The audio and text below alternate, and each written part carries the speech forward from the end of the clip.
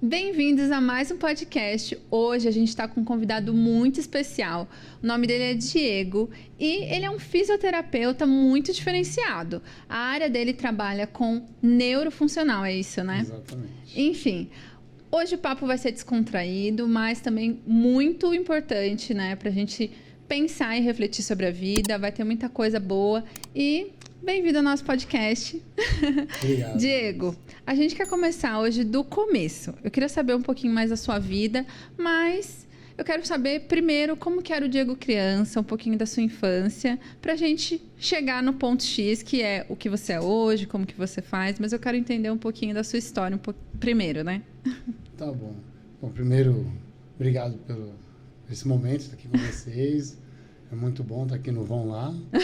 Meu primeiro podcast e acho que a experiência vai ser bem bacana. Vai sim. Bom, para falar um pouco do Diego, o Diego nasceu ali em Diadema, viveu no bairro do Guacuri, que é um bairro das periferias ali próximo à região de Diadema. Tem o Guacuri, tem o bairro da Pedreira, que são bem conhecidos. Quem já ouviu rap, já ouviu falar dos Racionais, sabe que eles citam Pedreira, citam Joaniza. Eu vivi por ali.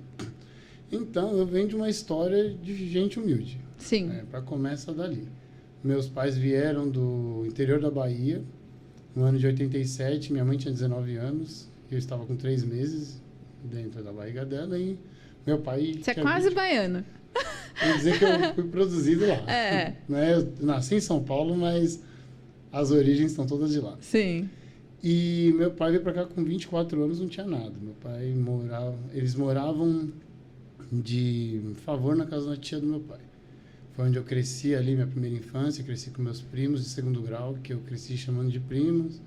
Chamei os tios do meu pai de avós, de forma espontânea. Tenho conexão com eles até hoje, por isso.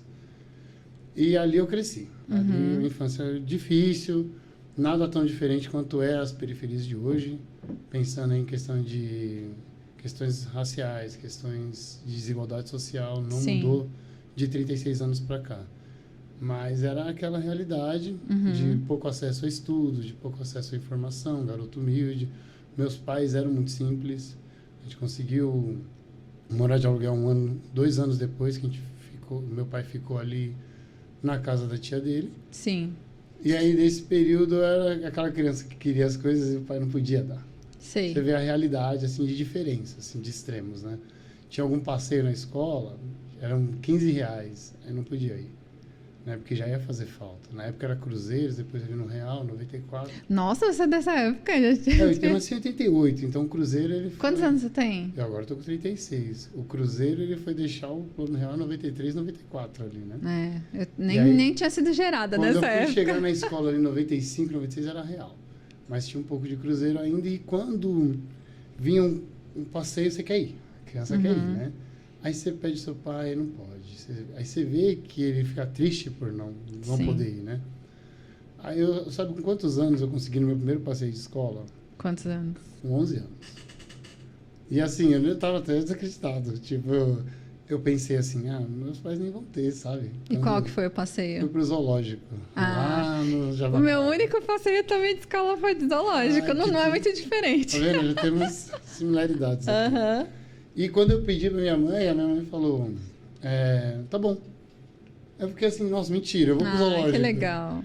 E foi acho que o dia mais feliz da minha infância ali, naquela época. E depois, assim, eu lembro que eu fui, tinha até lanchinho. Tão legal que foi. Eu falei, nossa, minha mãe ficou rica. Você viu, né? Mudei de vida, eu upgrade. Minha mãe ficou rica e não falou pra gente. Então, essa era a minha realidade ali de infância. Então, acesso à escola limitado. Mas você já passou dificuldade ou não? Assim, meus pais passavam mais dificuldade. Sim. Né? Eles faziam de tudo pra gente não passar. Entendi. Tinha ali, por exemplo, meu pai se matava para ter ali o teto, a alimentação pra gente. Aí meu pai, quando saiu do aluguel, ele comprou a casa própria que ele tem até hoje. E é o grande orgulho dele. Muito grato pelos meus pais por isso.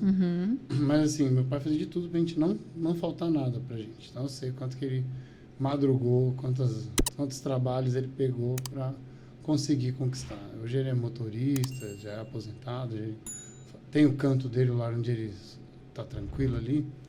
E eu pego essa trajetória dele, que ele veio para cá sem nada, né? Veio para cá porque ia ser pai e disse que imaginava que lá onde ele estava ele não ia evoluir. Então, em São Paulo, ele ia tentar alguma coisa. Tem muito disso. Antigamente, né? Hoje em dia eu não sei como Hoje em dia as pessoas tentam o seu negócio próprio, né? Acho que é mais comum. Não, mas eu digo essa parte da pessoa sair lá, por exemplo, igual o meu pai saiu do Ceará e veio para São Paulo também achando que teria uma oportunidade. A família do meu cunhado também saiu da Bahia, a mesma história.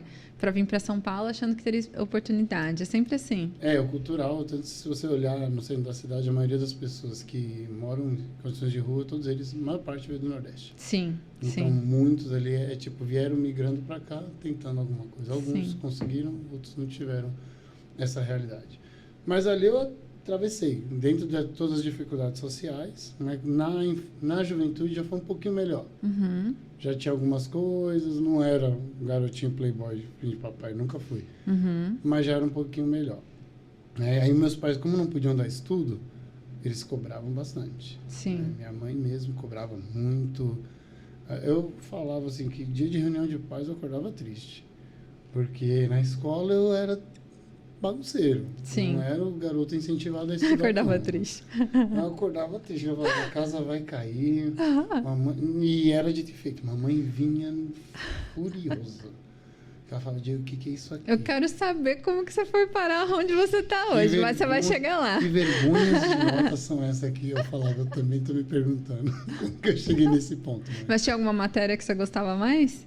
Eu sempre gostei de biologia. Sério? Eu sempre gostei de biologia. Física eu gostava, mas não da física puramente. Física humana. Física é meio difícil. Eu fui bacharel da fisioterapia justamente porque eu trabalho com física humana. Então, acho que acabava me familiarizando mais. A física em si achava interessante, mas eu não ia muito longe, não.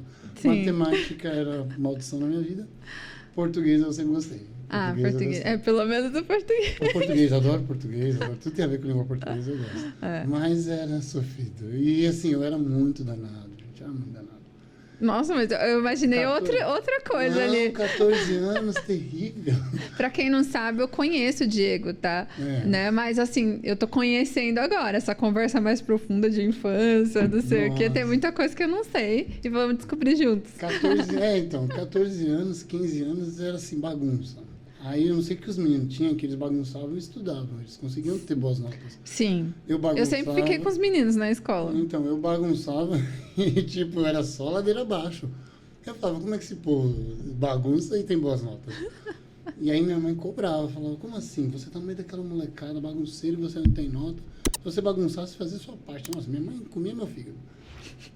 Aí eu passava os últimos semestres da escola me matando, ali tentando... Eu passava com satisfatório. Pra não apanhar. Porque eu só conseguia tirar S. Era insatisfatório, o S que era satisfatório, o P que era parabéns. Meu Deus! Eu tirava parabéns, educação e artes. O resto... Jesus! A educação física era P, parabéns. O garoto tá lá animado pra fazer Meu esporte. espírito de CDF tá gritando agora. Eu nunca fui CDF, gente. Nossa, eu era muito. Que bom. Porque eu nunca fui. E eu senti isso depois que acabou a escola. Na faculdade, você acha que você aprendeu mais na faculdade? Não. Sim, mas na faculdade precisou, né? Ou você passa ou você passa. Agora eu viro gente. Agora eu viro gente. Mas assim, tem todas as questões de não se interessar pelos estudos. Acho que também você já vem para um sistema que ele motiva isso. Sim. Né? Tanto que hoje você olhar as crianças, nossos jovens, eles não são cobrados para ter desempenho. Exatamente. Né? A minha mãe era tipo a Rochelle lá, a mãe do Cristo. Ótima referência. Ela queria saber de desempenho. Mamãe era fogo. Sim. Já acordava no dia da reunião com um porrete na mão. Na época podia. Hoje ia ser meio... Ia ser meio complicado. Mas aí, como que... Tipo assim, você tá me contando uma história ali, mais da sua infância e tudo mais. Tá. Mas eu quero saber, tipo assim, aonde que você acordou dentro disso tudo aí, né? Que você era bagunceira, não sei o quê. Tipo, tem que estudar. Tem que... Então... Né? Enfim, o seu despertar aí. Mas assim, por incrível que pareça, eu sabia que eu tinha que fazer alguma coisa. Sim. Tinha que me dedicar a alguma coisa ali. Chegando nos 18, eu pensava assim, eu tenho que ir para algum lugar. Eu não vou ficar só trabalhando em alguma empresa ali, tentar ganhar meu salário.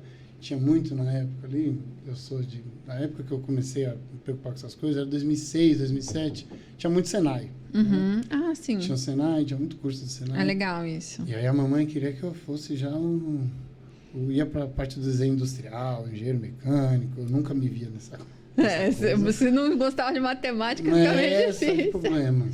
Mas aí, eu falava, eu gosto de estudar. Eu percebi que eu gosto de estudar. Só preciso saber o quê. E nessa etapa, por exemplo, tinha o Senai, mas não me interessava muito. E eu comecei a me perguntar. E quando cheguei aos 18 ali, eu peguei um corpo assim, um pouco mais atlético, já fazia algum esporte. O pessoal falava para fazer educação física, mas eu não me via dentro de uma academia, eu não me via dando aula de educação física. E eu fiquei. Aí, para chegar onde eu cheguei, eu gosto de falar que eu atravessei uma ponte, que depois, na frente, eu fui entender o que eu queria. Foi com 17 anos. Eu jogava muito futebol. E eu queria ser jogador quando era mais novo. Aí fui chegando aos 16, 17, já não tinha mais essa vontade, mas gostava de jogar meu futebol lá com os meus amigos. Sempre tinha futebol. Afinal, todo fim de semana tinha um joguinho de futebol pra fazer. E eu... Homem, né? Homem. Homem gosta. Gosto de futebol. Se você falar me botar pra jogar hoje, eu não jogo, tá? Sério? Porque se eu for, é departamento médico. Já tô com... Mas você já tá nas próprias mãos, né? Já no físico. Eu já vou sabendo o que fazer no pós-jogo. Já prepara os salompas. Porque hoje é diferente. Não que eu não pratique, eu faço academia e tudo, mas é outro esporte. Sim. É outra coisa. E quando tinha 17 anos, eu estava jogando, eu senti uma dor forte na coxa no final de uma partida. E eu, assim, achei estranha aquela dor, mas não liguei muito não. E aí começou essa dor a acontecer sempre, no final de todo jogo. E eu achei estranha aquela dor. Eu falei, não era assim antes, está doendo muito. Mas também, como todo bom leigo, eu ignorei. Sim. Como meus pacientes fazem, eles ignoram. Exatamente. Eu ignorei, o meu corpo falando lá e eu ignorando ele. Aí teve um dia que começou a doer no meio do jogo, não estava doendo mais no final. Eu sentia a dor no meio do jogo. Mas ainda assim, falei, não, vamos lá, porque você está correndo ainda, você está fazendo as coisas, vamos embora. Não sei quantos meses demorou, Vanessa, até que um belo dia, essa dor me pegou, não deu 5 minutos de jogo. Mas doeu de um jeito que eu não conseguia, eu juro pra você, eu não conseguia dar um pique. Aí eu parei, coloquei a mão na coxa, pedi pra sair, ninguém entendeu nada. Eu sempre jogava o jogo todo. Sim. Aí eu saí... Né, adolescente, não, adolescente ainda, né? Não, mas eu achava estranho eu sair assim. Aí eu esfriei um pouco, falei, vou tentar voltar. Dito e feito. Dei o pique e aí eu senti a dor maior, eu falei, não vai dar. Não vai dar, cheguei em casa triste, mancando, a minha mãe ficou mega preocupada. O que aconteceu? Imagina. Eu falei, eu também não sei o que aconteceu. Eu falei, a gente tem que ir no médico, porque tá doendo muito. Aí ela viu a minha cara de preocupação, a gente marcou um médico para mim, 2 dias eu fui. O ortopedista pediu alguns exames, fiz uma ressonância, e aí ele foi diagnosticado ali... Nossa, teve que fazer ressonância até? Tava doendo muito. Nossa! A dor era horrorosa. A dor assim, tipo... Porque não tem como parecia que tava torcendo o músculo lá dentro, era uma coisa muito ruim. E o doutor diagnosticou uma tendinite entre o quadril e o pubis. Uma inflamação ali nos músculos adutores da coxa. Nossa, super jovem, né? Jovem, mas eu só descobri isso aí depois, a causa, quando eu entrei pra fisioterapia. Aí depois você me conta. Então, depois eu explico. E aí o médico falou, vai ter que fazer cirurgia. Eu cresci o olho do tamanho dessa caneca aqui pra ele.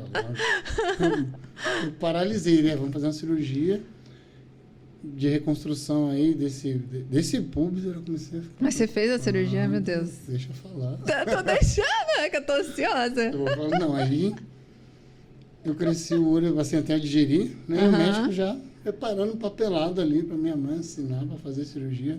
Aí eu falei, calma. Falei, doutor, sou muito jovem, eu não quero fazer cirurgia. Aí ele, como não quer fazer? Eu falei, não quero fazer, não tem outro caminho. Eu sou muito novo para ir para cirurgia. E aí ele chegou a relacionar a minha dor parecida com a do Gustavo Kirten, que era tenista na época. E eu pensei, pronto, se for igual o Guga, já era, eu não vou jogar mais, porque o Guga parou cedo. E era seu sonho até então? Ainda não. Eu gostava de jogar bola. O futebol era... Eu gostava de jogar no futebol, eu não queria ir para cirurgia. E ele olhou assim pra mim, eu insistente que não ia pra cirurgia. Eu falei, você não vai me abrir, não agora. Aí ele, então eu vou te mandar pra fisioterapia. Ele, se você melhorar, a gente não faz cirurgia. Aí eu, tá bom, fala aí onde é que é esse negócio aí. Aí minha mãe marcou fisioterapia, né? Ela tinha um bom convênio na época. Aí eu cheguei no local no dia, todo aflito. Aí ele, então, Diego, o que te traz aqui? Eu levo, já fui cheio de zero, né? Aí eu entreguei pra ele, ele jogou pro lado assim, o que te traz aqui? Aí eu olhei, aquele rapaz de branco, não quis saber os meus exames, olhou pra mim primeiro. Aí eu falei, eu não quero ir pra cirurgia. É só isso. Aí ele me explica. Aí eu expliquei tudo que estava acontecendo. Aí ele, quanto tempo tá sentindo essa dor? Eu falei, do final do ano passado pra cá, já tem um tempo. Ele, tem um tempo. Aí ele conversou, aí eu expliquei mais ou menos o que era. Eu falei, o médico queria te colocar na cirurgia por isso. Aí eu, Aí ele olhou os exames e falou, precisa de cirurgia não. Nossa. Ele não se preocupa não, se preocupa não. Ele deixa que a gente vai dar um jeito. Ele era muito legal, eu não vou lembrar o nome dele hoje, mas é muito legal. E aí ele me avaliou, perguntou como é que era no jogo, se eu corria, se eu batia falta, enfim. Fez toda uma avaliação lá, fez alguns exercícios básicos depois da avaliação. Com 2 semanas eu já não estava mais com dor. Eu não estava mais com dor. Aí ele falou, vai voltando e vê como que você E não precisou de remédio, era exercício. Exercício, alongar, que a gente não pode movimentar. Mas assim, o que deu a entender que era uma instabilidade muscular. O garoto tá adolescente, ele está crescendo, então provavelmente aqueles músculos internos da coxa não estavam acompanhando os outros. Ah, entendi. E aí ele começou a sofrer, né? Começou a puxar a articulação e começou a inflamar. Mas não ia me colocar na cirurgia por isso. Sim. Aí ele foi lá, começou a trabalhar. Eu voltei para um jogo no meio do tratamento, não senti nada, fiquei muito feliz. Nossa. Aí a gente completou o tratamento, foi 2 meses só de O tratamento. poder da fisioterapia. Poder da fisioterapia. Cheguei pro doutor e falei, tô liberado. Você ia me operar, caramba? Você ia me operar, mas eu tô bem aí, tô pulando, até pulei na frente dele. Mas isso foi com 17 anos. Eu não imaginava que eu ia ser fisioterapeuta depois disso. Sim. Passou aquilo ali, né? E aí depois veio o período de transição do final da escola, de escolher alguma coisa. E eu não me via como educador físico, não me via como Senai. Cheguei a fazer um curso de desenho de arquitetura no Senai, que eu era horroroso. Que eu saí com 2 meses, 1 mês, não foi nem 2 meses. Sua mãe chorando. Minha mãe queria me matar. Ela falou, o que vai ser desse menino? Meu Vai Deus. ser drogado. Ai, Deus, que horror. Ela vai ser maconhado. E nessa época vocês moravam onde? Já morava onde eu moro hoje. Tá. Que é lá no Grajaú. Sim. No meu Grajaú, meu país. Seu país. E já estávamos lá.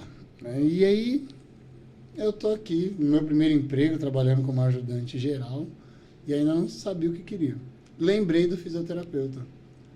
Lembrei que eu precisei de fisioterapia. Fiquei conversando. Eu sou uma pessoa que gosta de conversar muito comigo mesmo. Converso muito comigo. E eu fiquei, você não achou legal? Falei, te ajudou, né? Você estava numa situação que você precisava de ajuda ali, te preocupou e você ajudou. Você não acha que você ia gostar? Eu acho que eu sempre fui muito assim, desse negócio de fazer algo que ajudasse o outro. Quando eu era pequenininho, eu falava que ia ser veterinário. Então eu já gostava de certa forma de cuidar. Sim. Então eu me vi ali, eu falei, eu vou tentar, eu vou aprender, vou ver como vai ser esse primeiro ano. E não é fácil, eu acho, né? Ainda mais as primeiras matérias geralmente são um saco, não tem nada a ver com a prática. Não tem nada de fisioterapia. O que tem, assim, que te chama muita atenção é anatomia. Né? Você já gostava de biologia? Que foi onde meu sofrimento também. Porque eu não entendia nada de anatomia. Sim. Né? Eu não imaginava que eram tantos nomes, tantas estruturas. E o pessoal da minha turma, todo mundo já sabia um pouco.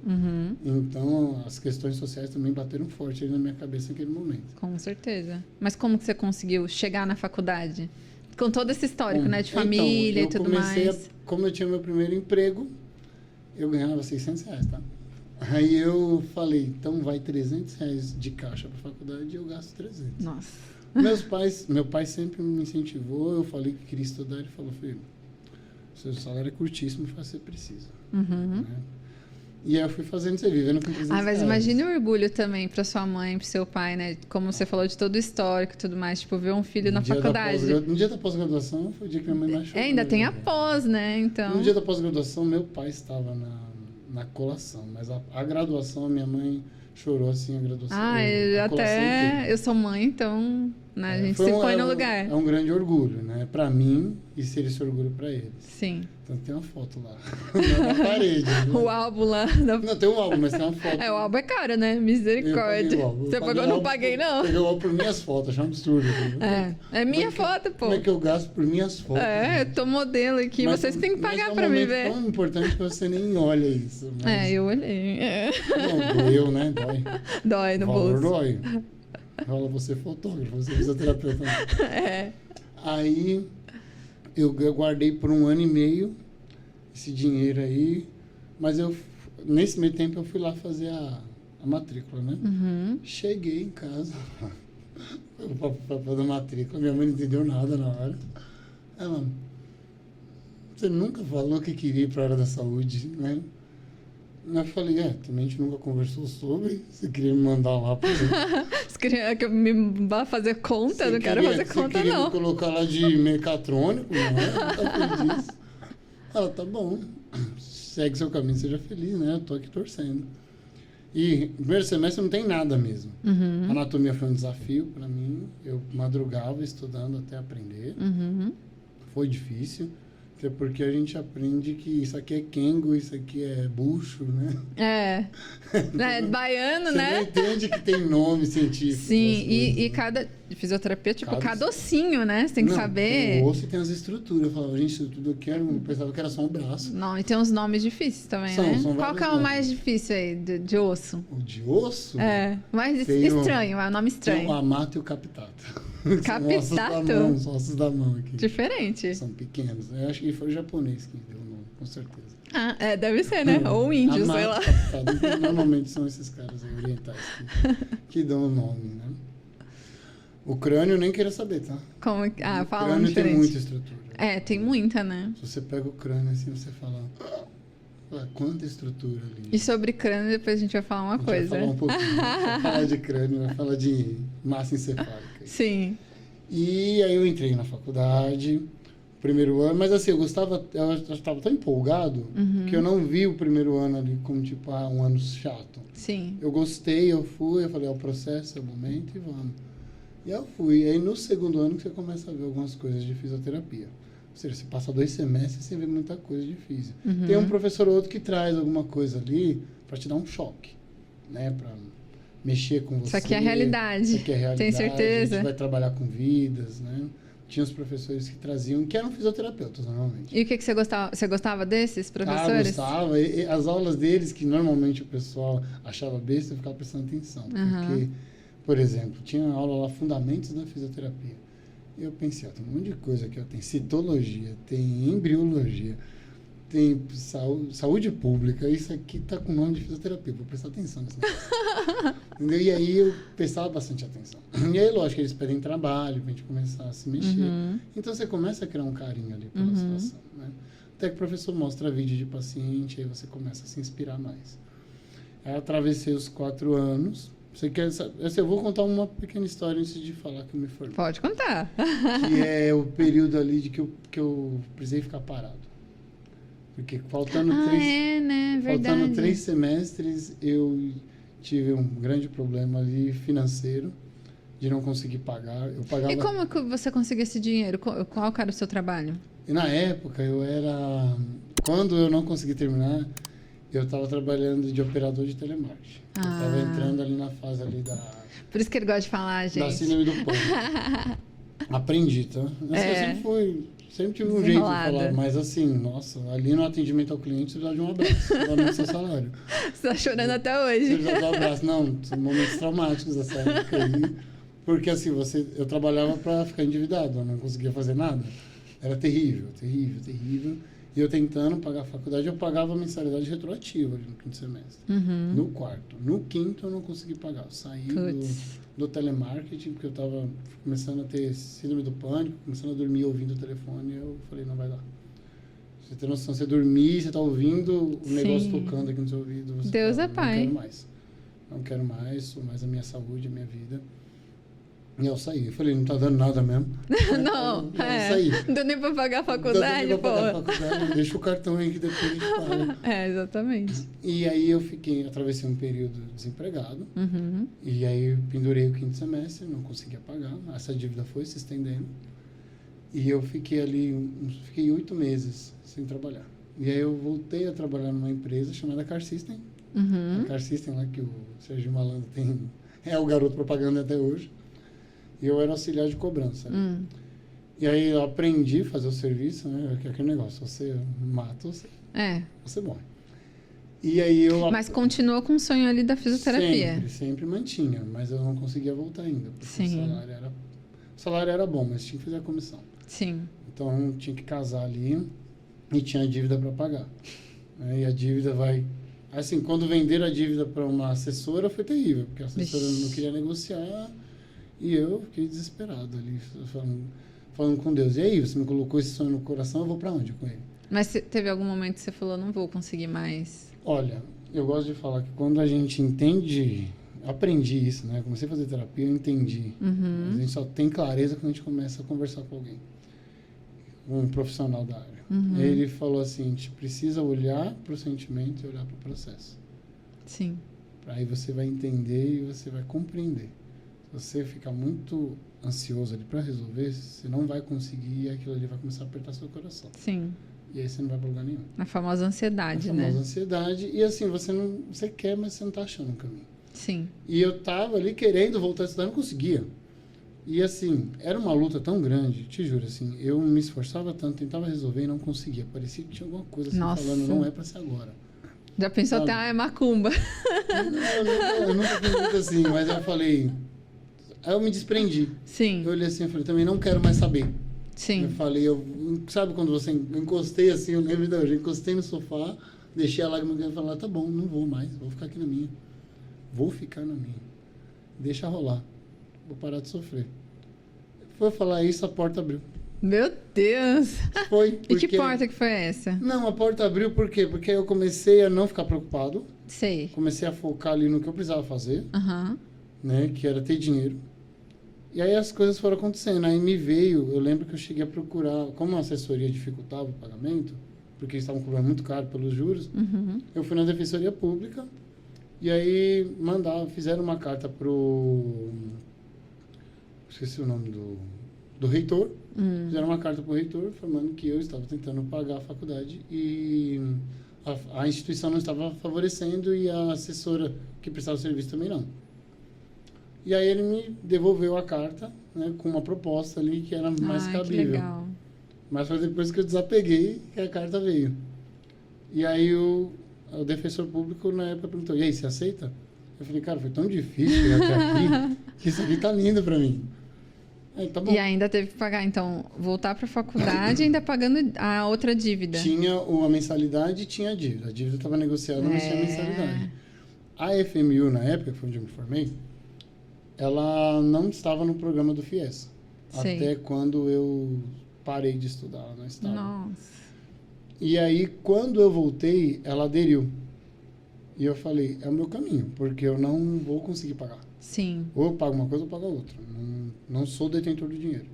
Era a sua vez. E aí, exatamente quando eu estava voltando, a faculdade aderiu o FIES. Que bom. Aí eu fui atrás do processo, da papelada Aham. para conseguir o FIES. Também demorou um pouco, foi outro sofrimento, mas deu certo. Sim, nossa, é uma burocracia, né? Meu Deus.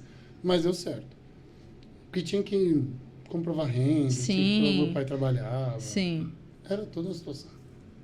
E aí eu voltei. E aí eu falei, bom, já que vai estar financiado, eu vou estar... quando eu estiver voltando para o sexto semestre, a dívida está quase paga. Aí eu sigo a minha vida. E aí fui voltando.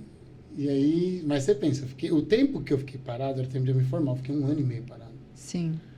E aí quando eu voltei, era Deus nos acuda. Porque assim, o sexto semestre era o último antes do estágio.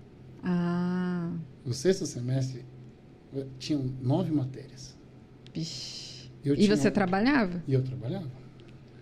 E assim, 1 ano e meio sem estudar. Quem está estudando hoje vai sentir a dor que eu... Sim, 1 ano Porque, e meio assim, é bastante como é tempo. puxado uma faculdade, 1 ano e meio parado, com 10 matérias ali para você sustentar, mais a carga de horário de trabalho, a minha cabeça tava um turbilhão. Explodindo. Eu falei, tava mais tranquilo lá quando eu tinha desapegado. Será, Deus, que eu fiz a escolha certa? Sim, não. E a pressão no sexto semestre é maior, porque os caras falam, ó, vocês vão atender um paciente aí, meu. Vocês vão atender paciente que vai estar doente, vai precisar de você. Então, assim, a cobrança por nota, por desempenho era grande. E era tudo ou nada, né? Você tinha que passar. Se tivesse matéria pendente, você não ia. Mas foi aquilo, eu falei, você voltou no momento, tem que voltar. Agora você tem que ir pra frente. Foi difícil, mas essa história que segue daqui fala muito de onde eu tô hoje. Sim. Então daqui a pouco a gente volta nela. Mas eu consegui, né? Consegui as notas que precisava, com muito esforço, passando em exame. Não tenho vergonha nenhuma de falar que tipo, tinha prova que eu não passava, que é para exame. Não, você trabalhava, estudava. Eu acho que é natural que isso aconteça, ainda mais com esse, né, essa pausa que você deu, essa longa. Pancada aí, e até você também pegar a escrita de novo, o ritmo demora. É. Mas de tudo isso, né, você estudou primeiro essa parte, querendo ou não, você se encantou por conta de uma coisa que você teve ali no exercício, né, você estava fazendo futebol, e aí ficou doendo, aí foi lá, fez fisioterapia, passou por tudo isso, mas onde que você chegou? Porque, né, você é neurofuncional, né? Isso, eu sou fisioterapeuta. Que mexe com casos de esclerose múltipla, AVC. As doenças neurológicas. É, doenças neurológicas. Onde que você, né, se encontrou? Por que você foi para esse caminho? É a história que toca o meu coração. Né? Vamos lá, quero ouvir. Assim, o paciente neurológico nunca é um paciente fácil de atender. Né? É um paciente que, a maioria das vezes, perdeu sua independência. Ele perdeu ali a capacidade de sair de uma posição e ficar de deitado para sentado. Ele perdeu ali a condição de se vestir, de fazer o que ele fazia, de trabalhar. Então, você não enfrenta só o paciente, sua lesão neurológica. Você enfrenta o paciente e todas as questões que o envolvem, né? Relação pessoal, de família, se ele é um homem casado, se ele é um homem solteiro, tudo isso. Um jovem que sofre uma lesão medular, ele perde o controle ali de ereção, ele perde o controle de urina, ele fica tetraplégico. Às vezes, uma lesão grave fica totalmente dependente. Questões bem sensíveis, Sensíveis. Né? Você pensa um jovem de 25 anos, ele sofreu um acidente de moto e ele está numa cadeira de rodas. E ele tem que entender que a vida dele vai ser na cadeira de rodas. Então, não é uma coisa assim muito, não sei como é que é, bela, pintada, não. Sim, pelo contrário. Não é, é uma realidade dura. É de você olhar o paciente assim que quer falar para você, eu quero morrer. Mas essas coisas... É difícil? Essas coisas são difíceis, mas parece que me motivam. Sim. A alcançar aquela pessoa. Você falou que você sempre quis ajudar pessoas, né? Então... E parece que eu gosto de ajudar ali no mais ápice da dor, né? No profundo. Ali. Eu acho que só quem já esteve no buraco para ser retirado... É verdade. Faz sentido. Tem essa... Como é que é? Sensibilidade, Essa sensibilidade. Acho que só quem já atravessou situações que se viu muito vulnerável tem vontade de fazer isso com os outros. Sim. E isso me inspira, isso sempre me inspirou. Né? No estágio, quando a gente ia para o hospital, que tinha paciente na UTI, que era muito grave, eu falava, eu quero ele. Eu quero atender ele. E alguns eu acho que não eram para o mesmo caminho, né? Acho que assim, da turma, assim. Não, tinha turma que o pessoal ficava assim, nem quero ver. Você vai parar na minha mão. E eu tinha um garoto no meu estágio, no 7º semestre. Ele sofreu um aneurisma. E ele ficou com os dois lados paralisado, um garoto jovem, de 17 anos. E eu começava a atender ele, eu via que ele ficava bem, eu deixava ele sentado e estava na UTI, estava bem grave. E aí, um belo dia, quando eu vi que ele estava mais animadinho, eu falei, vamos pôr o paciente em pé? Aí o pessoal olhou para mim com o olho desse tamanho. Ai, meu Deus. Eu falei, vamos, gente, a gente consegue fazer isso. É possível. Entendeu? Então, já tinha esse olhar. Mas foi um paciente específico no meu 6º semestre que me, como pode dizer, despertou isso em mim. Sim. Foi naquela época ali de 9 matérias, uma bagunça. Quando tava um boom. Um mundo caindo, eu com um trabalho ali de ainda não tinha saído do meu trabalho, né? Eu fui deixar o meu trabalho no estágio. Então eu tinha um trabalho de 9 horas para dar conta, mais as matérias. Sim. Né? Então, vamos pensar aí que de 18 horas do meu dia, 9 eu estava no trabalho ou mais. Você não vivia, né? Eu não vivia, A pessoa que namorava comigo na época, ele era muito paciente. Nossa, ainda namorava, meu Deus. Eu tinha uma namorada. Fica mais um trabalho. Mas na época ela estava muito paciente, ela viu que era meu sonho. Na época. Na época. E aí, eu, naquela bagunça toda, sem saber para onde que eu vou, aí um belo dia um professor de neuro, né, fisioneuro ele, professor Leandro, falou, todo mundo lá no ambulatório. A gente foi para o ambulatório. Eu falei, o que vai ter lá no ambulatório? Lasqueira. Chegamos, tinha um paciente lá na cadeira de rodas. O nome dele é Anderson.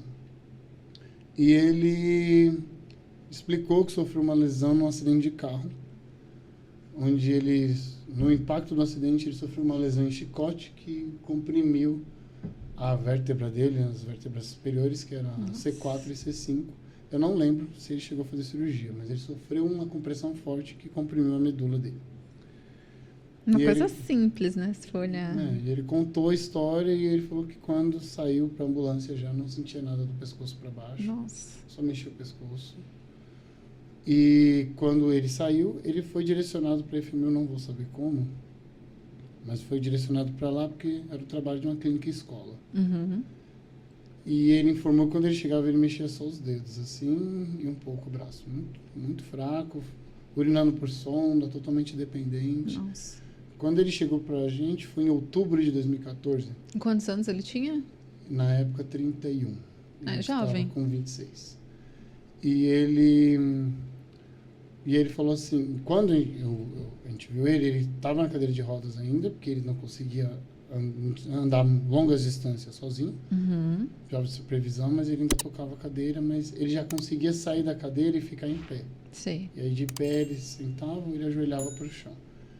E ele andava curtos espaços, com bastante desequilíbrio, mas andava. E ele falou, a fisioterapia mudou e está mudando a minha vida. Aí sabe quando parece que o seu mundo ele abre assim, sim. Você fica os olhinhos brilhando, mas seu olho brilhou agora. E aí sempre que eu falo, acho que essas histórias, um pouco do que me motivou a paixão, meu olho brilha.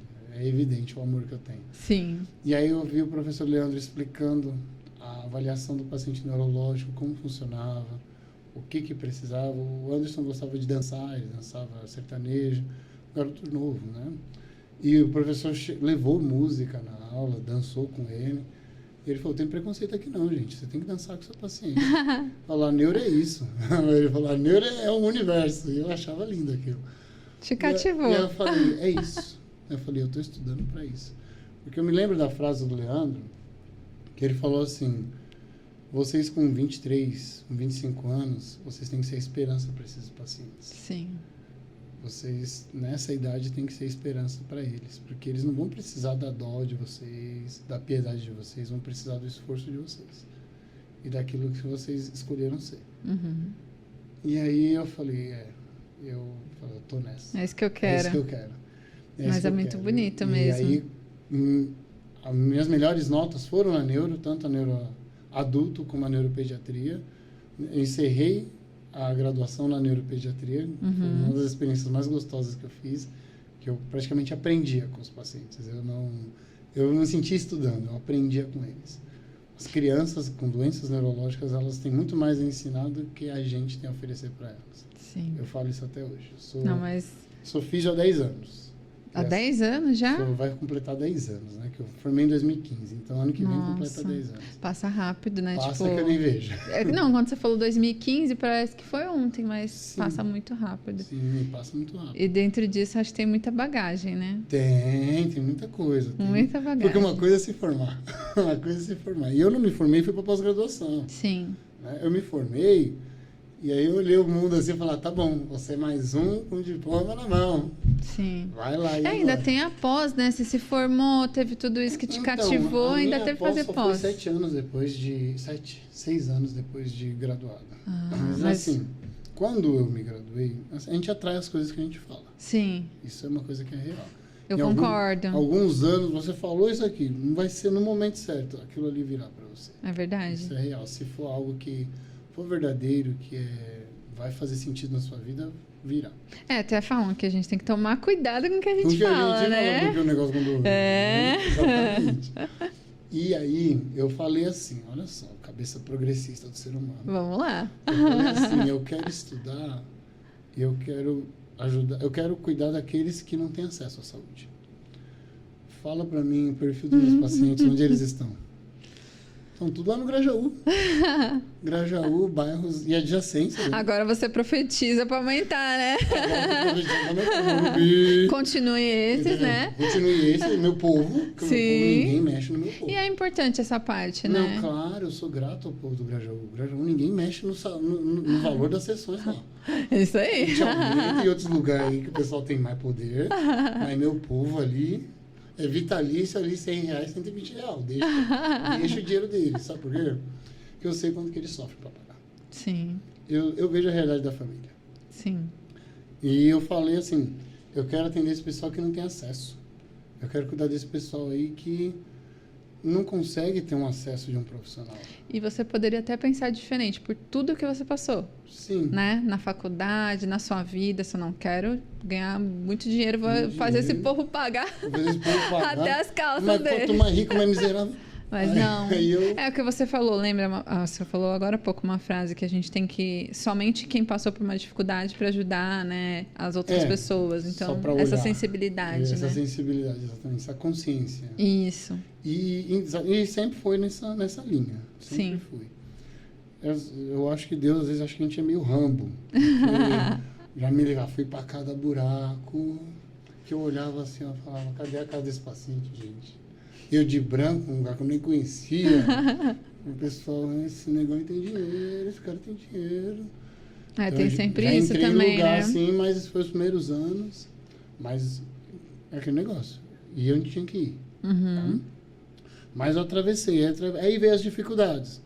Porque eu me lembro que eu queria muito ACD. Quando já que eu gostava de neuro, que é legal. Eu queria ir para ACD, eu queria ir para Luci Montoro, que na época eu não conhecia muito, mas eu queria ir para esses lugares que atendia neuro, né? Sim. Se eu quisesse, eu poderia fazer uma pós-graduação no hospital, ia para o hospital, ia para o Sírio-Libanês depois, fazer os plantões lá, mas não era o meu sonho. Meu sonho era neuro. E vinha muito paciente neuro ou paciente pós-cirúrgico para mim, assim, de ortopedia. Então, você sempre, né, teve esse contato mesmo antes da pós? Isso, sempre tive muito essa vivência ali com o paciente, ou com a mobilidade ali reduzida, temporário, ou algo mais grave. Entendi. Precisava de um tratamento mais longo. E quando eu fui fazendo, eu atendi o primeiro paciente que foi indicação de um professor, assim que eu me graduei.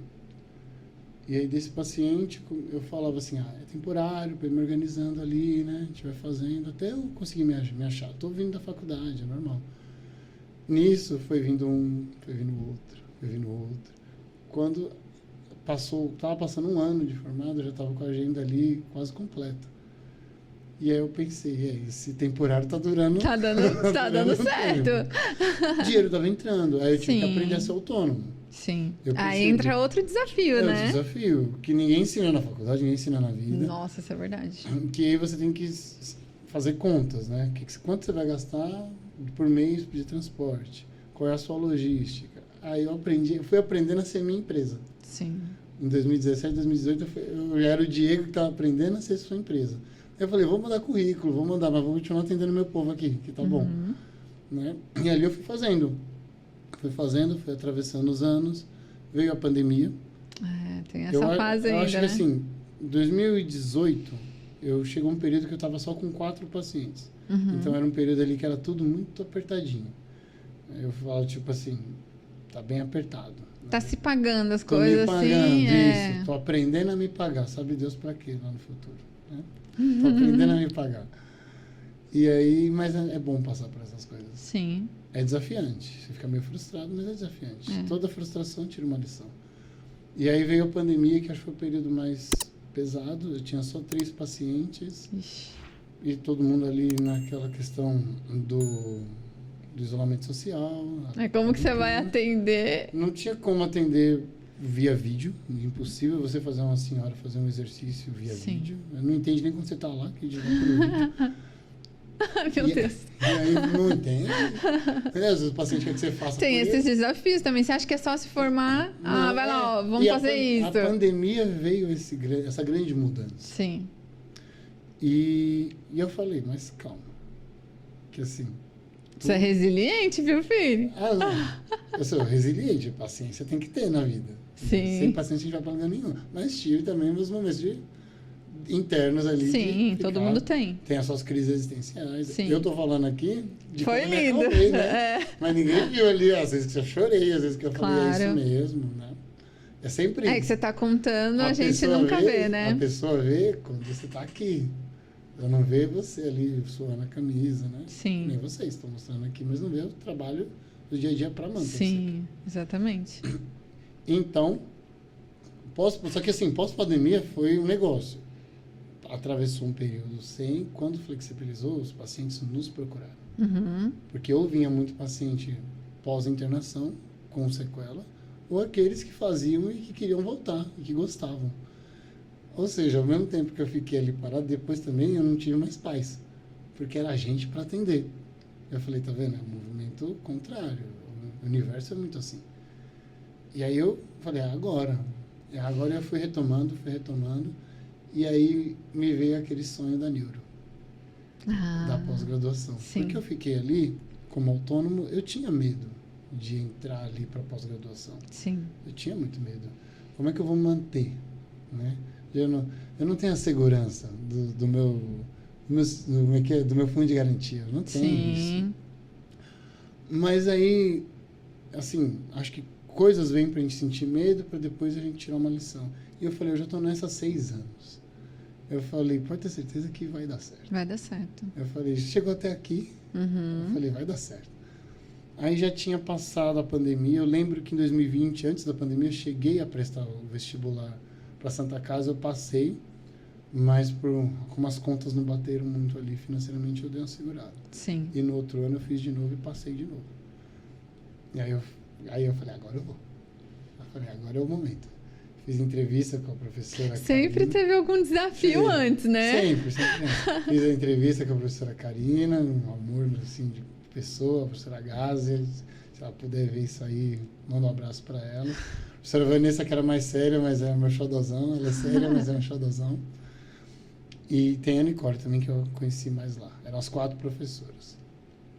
E quando eu cheguei, eu fiz as provas com elas depois da segunda etapa e entrei para Santa Casa. Né? E aí eu tive que reduzir a agenda e tudo, muito bonito. Uhum. E aí eu me dediquei a estudar e atendi alguns pacientes que eu conseguia manter, que eram os mais graves ali, que precisavam mais. Sim. E aí começou a Santa Casa, e a Santa Casa veio nessa transição de pandemia. Então mudou muita coisa de perfil de paciente. Tinha muito paciente que tinha sofrido algum AVC por um pós-Covid. Uhum. Ou tinha sofrido uma lesão generalizada neurológica periférica por conta da Covid. Ficou muito tempo internado.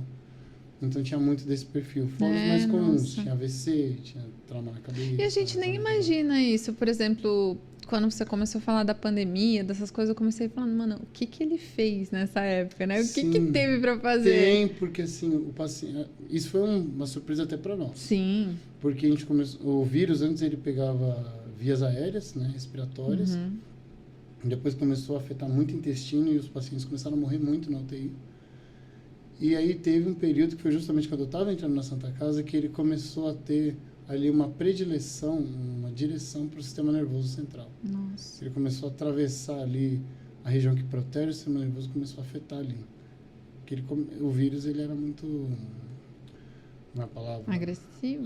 Ele é agressivo, como todo vírus de alta letalidade, mas ele começou a se espalhar por outras áreas do corpo. Sim. Ele começou do intestino, eu falava, vou ver o que tem mais. Ai, meu Deus. O vírus é um negócio. E aí começou a surgir muito trabalho.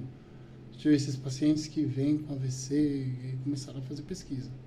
Sim. Então, para a gente também era diferente. Sim. Para os fisioterapeutas. Então, assim, ao mesmo tempo que era novo, era desafiante, medo de pegar e tratar o paciente. Tem tudo isso. E aí a gente veio, E aí eu fiz a minha pós-graduação com o celular sempre aparecendo alguém para atender. Que bom. Eu falava, Que bom não pelas pessoas, né? Mas... mas assim, esses pacientes eu já não conseguia atender, porque eu estava na pós-graduação. Tá vendo? Ó, você tá aqui, você não está podendo atender, mas você está estudando. Você está vendo como não está te faltando? Que bom. Isso é uma resposta aí de Deus. Isso que a gente tinha falado, né? Tipo, ele está cuidando de você, né? É. E às vezes acontecia de um paciente não poder atender, aí eu vou lá avaliar esse paciente, ver o que ele tem, não deixava de prestar atenção. E aí eu concluí minha pós-graduação na neuro, que foi onde eu escolhi, né? Onde eu fui mais a fundo. Acho que na Santa Casa foi o momento ali mais forte na minha vida, onde eu tive muito aprendizado, muitas lições, muitas histórias, né? Lá a gente fez especialização na neuroadulto, na neuropediatria. Sim. Então a gente passava pelo hospital e pelo ambulatório. E na pediatria a mesma coisa. E como foi um ano, a gente encontrou pacientes nesse caminho que fizeram parte daquele um ano. E que acho que construíram você, né? Assim, como, não só profissionalmente, mas também como pessoa, sim, né? Tem algumas histórias para falar. Assim. Sim. Não, até perguntar, você falou de muitos desafios. Dentro desses desafios, não sei se você já mencionou, mas qual que seria o maior que você já passou? O maior? Na sua carreira? Eu vou falar, não vou nem falar de financeiro, eu vou falar de pessoal mesmo. E depois eu conto algumas histórias. Isso, as histórias deles são boas. Mas assim, vamos voltar um pouquinho em 2017. Foi uma dificuldade que eu nunca imaginei que ia passar. Porque a vida é o agora, né? A vida é o agora. E com um ano graduado ali, me veio uma criança para atender. Uma criança com paralisia cerebral. Criança com paralisia cerebral. Eu fui lá avaliar, ele tinha um ano na época, o nome da criança se chama Davi. Eu acho que foi um dos grandes presentes assim da minha vida. Que eu chegava, aquele menino, ele sorria para mim. Ele sorria, abriu o braço, né? Quando eu cheguei assim, primeira vez, ele pequenininho, não me conhecia, né? Eu peguei no colo, tudo, enquanto a mãe falava, fiz a avaliação. No segundo dia, esse menino abriu o bração, assim. Eu falava, E o que ele tinha? Paralisia cerebral. E aí eu olhava assim, achava ele um fofo. E Deus me deu a graça de atender ele por um ano ali, 1 ano e 2 meses. E eu aprendi, como eu falei, as crianças ensinam muito a gente. A gente tem desafios a melhorar com eles e a gente aprende muito. E é comum crianças com paralisia cerebral sofrerem convulsões pela atividade cerebral. Sim. É um problema que eles trazem. E às vezes a gente normaliza, porque fala, convulsionou. Sim. É esperado. Faz parte do quadro, né? Faz parte do quadro, isso. O Davi nunca tinha convulsionado, assim, convulsionou algumas vezes, assim, mas era pouquíssimas. E o Davi, eu lembro que eu estava conversando com a mãe, era época de feriado, eu falei, não vou emendar o feriado, se quiser eu atendo ele. E aí o Davi convulsionou nesse intervalo. Na fisioterapia? Depois ali, a mãe dele falou que convulsionou e ele ficou grave, teve que ir para o hospital. Entendi. E aí, ok, né? Esperado. E aí aquela criança ali, acho que ficou mais grave, a mãe ficou o dia em silêncio, ele não falou muito comigo, aí eu mandei mensagem saber como ele estava, se ia ter atendimento, se a gente ia esperar. E ela me falou que ele partiu. Falou que ele não resistiu às convulsões, ficou muito grave no hospital e morreu. E foi a primeira contato, assim, com esse tipo de situação? Eu tive pacientes crianças no ambulatório, na faculdade. Mas um paciente tão próximo, assim, ficar 1 ano comigo, 1 ano e 2, e ele morrer assim foi o primeiro. Eu tinha pouco tempo de formado. E a gente não se dá conta que trabalhar com vida também é trabalhar com a morte. Sim. A gente nunca para pensar isso. E aí eu precisei atravessar o Diego que você falou, quero ajudar pessoas, e não sei o quê, vou desbravar o mundo. Mas nem sempre a gente ganha, né? Não, exatamente. A gente enfrenta feridas. E a perda dele foi uma dor para mim muito grande. Sempre vão dizer para você, profissional da saúde que está estudando, tá? Não se apaixone por seu paciente. Eu quero saber quem nessa vida que vive o que ama não se apaixona por seus pacientes. Você, claro, você vai ser profissional, mas não tem como. Mas eu acho que trabalhar com o que você trabalha, assim, e você tá de uma forma tão distante... Não dá. Não tem como. Não tem como. Não tem como, porque assim, não tem como você olhar para aquele paciente e você não imaginar um pai, Sim, Você não imaginar difícil. um irmão, não tem como.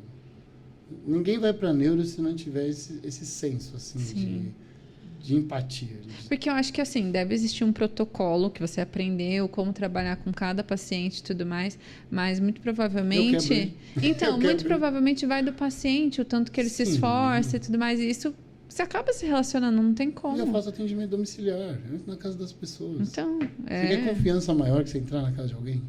Exatamente. Existe um protocolo, existe um profissionalismo. Claro. Existe isso.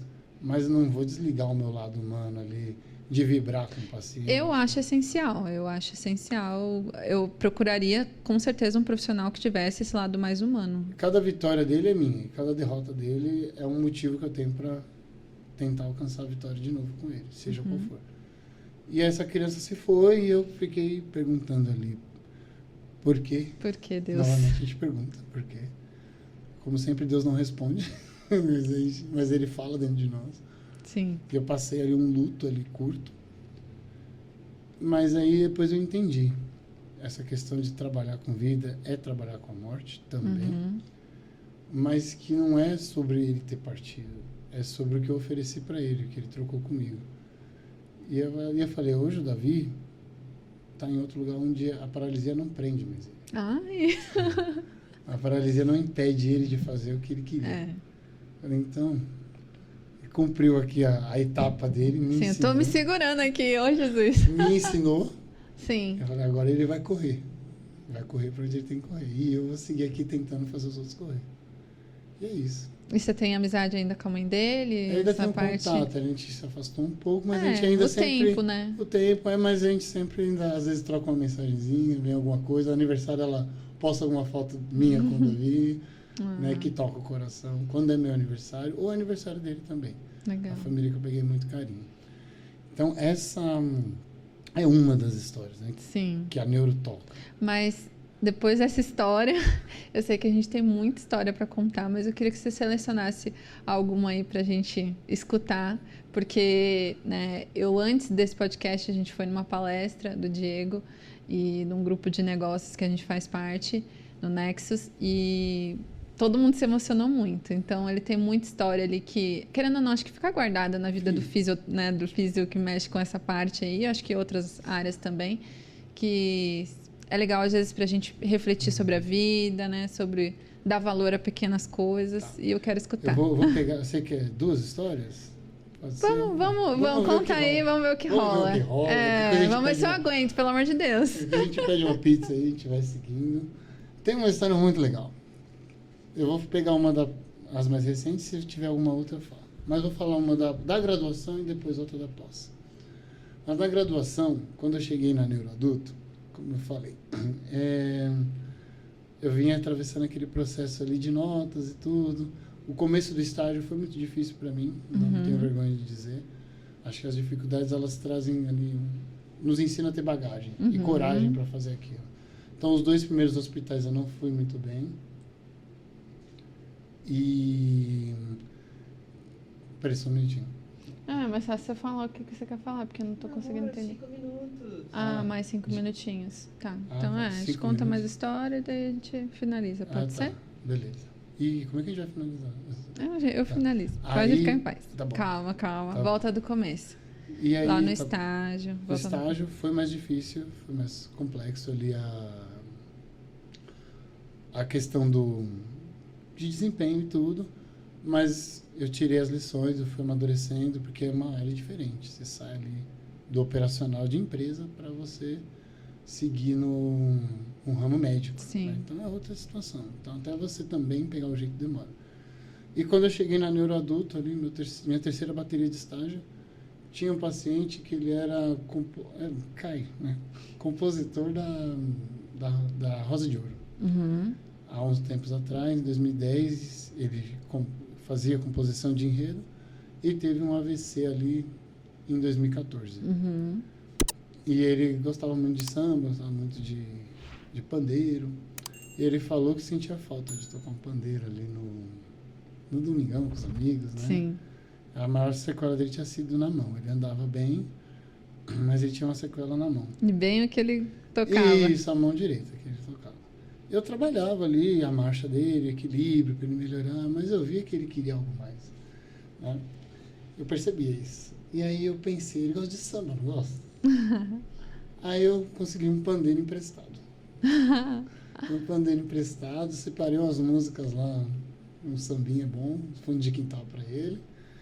Aí fiz os exercícios que precisava, faltou uns 15 minutos, aí eu falei, ó, senta aí.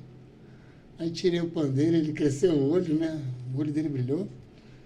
Aí eu falei, acompanha essa música aí. Aí foi pra ele segurar, né? Ele segurou com a outra mão boa. Aí ele, mas não acompanha. Eu falei, não, escuta a música e vai tentando, vai soltando essa mão. É o seu exercício. É o seu exercício, é o seu desafio.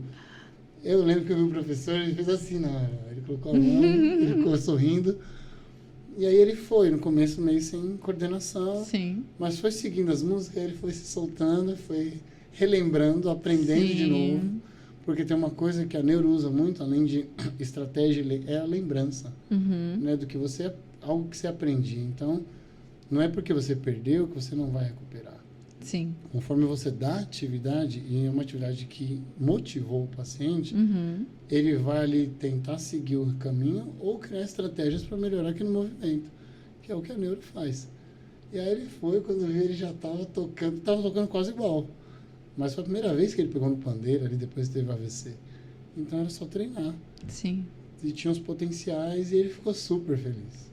Ele ficou super feliz, eu fiquei feliz que ele ficou feliz. E aí eu falei, bora todo mundo sambar aqui nesse laboratório lá. E tinha uma senhorinha que ficava toda animadinha lá, ouvindo samba, né? E aí, quando acabou assim, que ele foi, ele me deu um abraço lá fora. Aí o professor, fantástico. Ele, é o que a neurofuncional faz. Ele, assim, é uma atividade que o paciente gosta. Sim. Eu falei, não precisei falar isso pra você, você sentiu. Sim. Não adianta você vir aqui e botar o cara para pintar, se ele gosta de samba. Você sentiu a profissão que ele gosta, o que ele trazia prazer e deu desafio.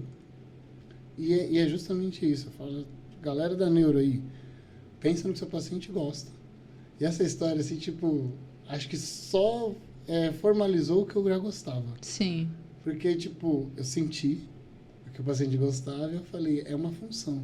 E ele perdeu essa função na mão. Sim. Ou tá alterada, vamos trabalhar em cima. Eu acho que era justamente a feridinha que você conseguiu reconstruir ali.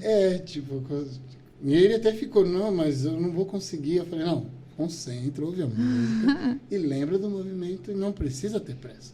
Você não precisa sair perfeito aqui. A gente vai treinando, mas acho que a motivação e a alegria foi tão grande Sim. que ele foi superando, para mim, dava uma roda de samba tranquila ali.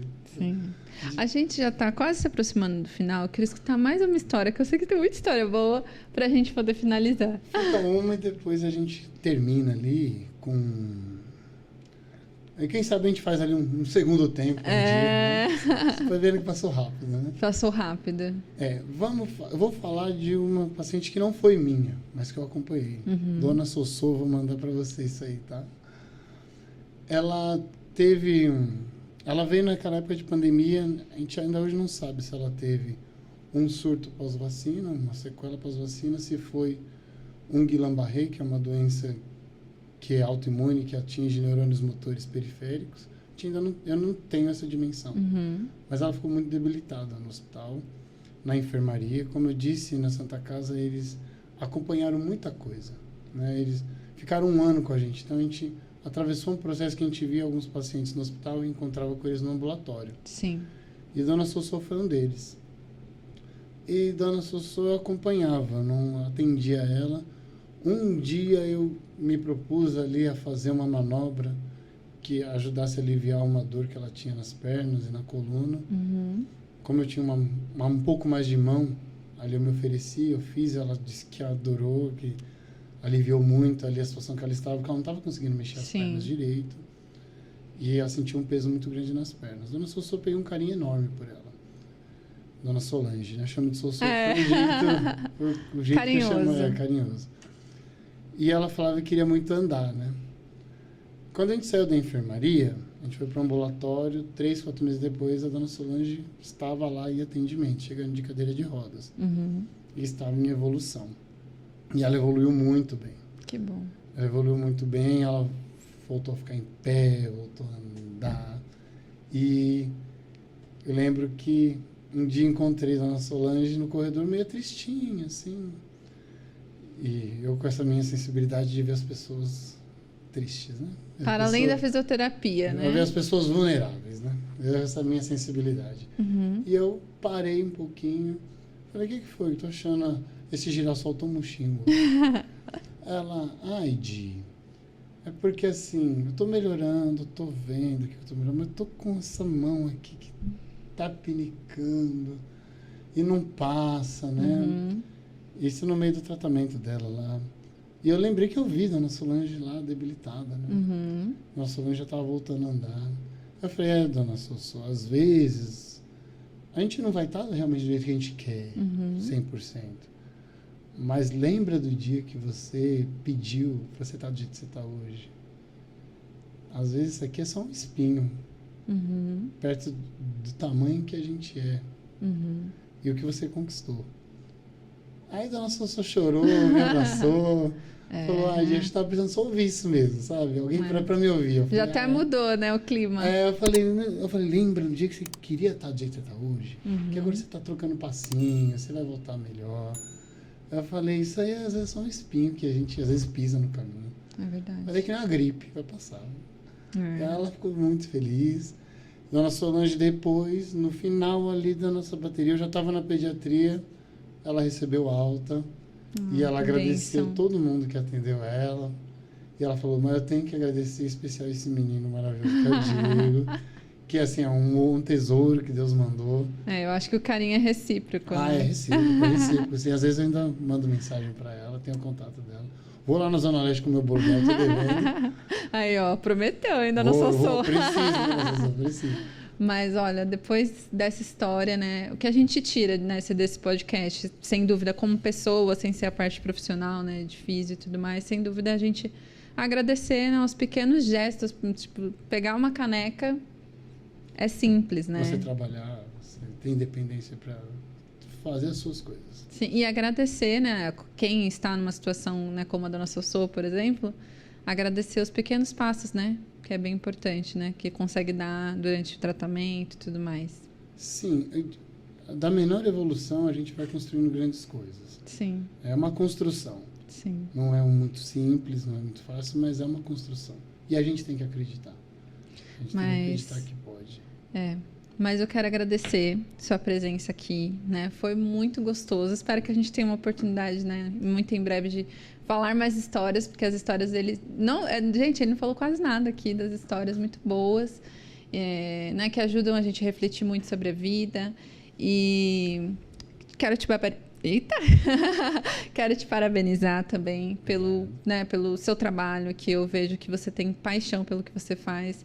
É muito bom escutar. Acho que eu falei pouco aqui, eu te atropelei um pouco, eu fico ansiosa querendo saber o que ia acontecer nas histórias, mas eu vejo que você trabalha, né, de uma forma humana, né, que eu acho que falta muito hoje em dia na área da saúde, e te admiro muito, te conheço pouco tempo, mas posso falar que te admiro, considero você já um amigo, e é isso, foi um prazer te receber aqui, muito obrigada, viu? Todo mundo. Eu que agradeço. Espero que tenhamos próximos, né? Vai ter. Foi maravilhoso. Vamos ver depois as respostas aí. Vai ser muito boa. Mas uma coisa eu tenho para dizer. Seja você quem for, quem disse Ayrton Senna. A posição social que você estiver. Faça tudo sempre com muito amor, com muito carinho, com muita dedicação. Que de alguma forma, o papai lá do céu, aquele que você acredita, seja qual for a sua religião, vai te ajudar. Amém. De alguma forma, ele vai te ajudar a chegar lá. É verdade. Mas faça sempre tudo com muito amor. Finalizando com essa frase maravilhosa. Foi mais um Vão Lá. E muito obrigada. Espero que vocês tenham gostado. Não esqueça de se inscrever no canal, curtir o vídeo, compartilhar com um amigo que precisa escutar esse bate-papo tão gostoso que foi hoje. Muito obrigada, Diego. Tchau, gente. Um abraço. Tchau, tchau.